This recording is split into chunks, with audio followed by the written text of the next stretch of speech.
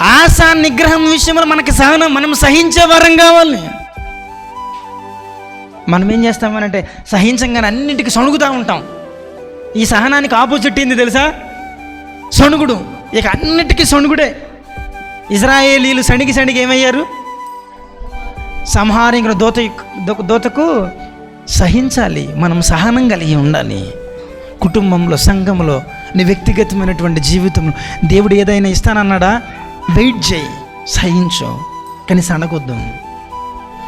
నీకు ఏదైనా లేట్ అవుతుందా? సణగొద్దు, సహించు, ఓర్చుకో.